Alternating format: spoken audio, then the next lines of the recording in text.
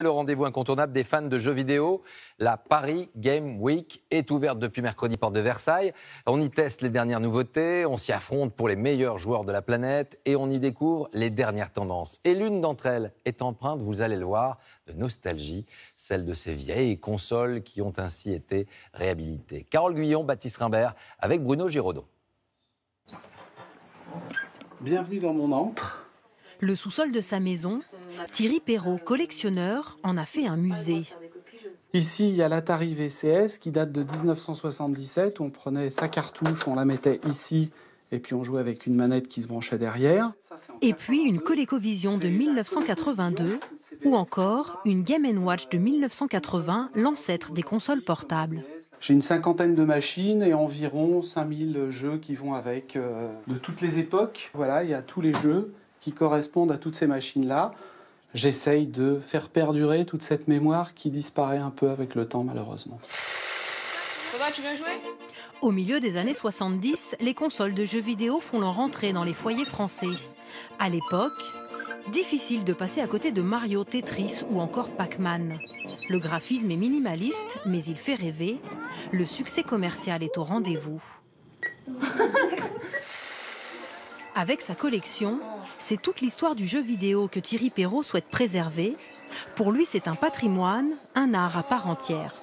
Un Charlie Chaplin restera toujours un excellent Charlot et c'est pareil pour le jeu vidéo, c'est tout pixelisé, ça a un autre aspect qu'aujourd'hui, mais ça reste des jeux extraordinaires et extrêmement marrants à jouer. Désormais, la nostalgie des consoles d'hier dépasse largement le cercle des passionnés. Dans ce salon, au stand des jeux rétro, des amateurs de la première heure viennent avec leurs enfants. T'as cru que t'allais mettre la raclée à ton fils ?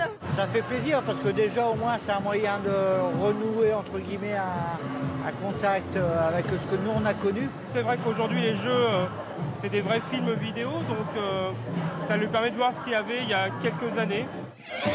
Pour le psychologue Michael Stora, le graphisme basique de l'époque laissait une plus grande place à l'imaginaire. Certains de ces premiers jeux sont impressionnants de leur simplicité et du fait qu'on pouvait projeter sur des personnages de pixels beaucoup plus de choses qu'on imagine. Peut-être que paradoxalement, un hyper-réalisme empêche tous ces phénomènes un peu enfantins de faire vivre une image. Derrière ce goût des jeux rétro, un business florissant. Sur ce boulevard parisien, une concentration unique en France de boutiques spécialisées qui se font concurrence. Les jeux se vendent très bien parce que il y a une population effectivement qui veut revenir aux anciens jeux, mais il y a aussi celle qui veut découvrir ce qui s'est fait avant. Ici, on vend des nouveautés, mais c'est bien le marché de l'ancien qui fait vivre le magasin. Par exemple, un jeu neuf à 60 €, nous, la boutique, elle va gagner environ 5 € brut. Voilà. Sur un jeu rétro à 60 €, donc de même valeur, la boutique va peut-être gagner à peu près 25 € dessus. Dans les rayons, on retrouve des collectionneurs nostalgiques. On jouait avec les consoles et les jeux vidéo en fait, quand on était petit, donc c'est un retour à l'enfance. Un besoin de retour à l'enfance qui n'a pas échappé aux professionnels du secteur. Certaines marques ont même ressorti en version miniaturisée des consoles des années 90, près de 4 fois moins chères que les consoles actuelles. Ces consoles-là sont avant tout pour travailler sur l'affectif, la cote de sympathie et de popularité de ces marques, pour éventuellement peut-être le rediriger vers, après coup, dans un deuxième temps, vers les consoles plus récentes. Succès planétaire immédiat, 2 millions d'exemplaires vendus en quelques heures.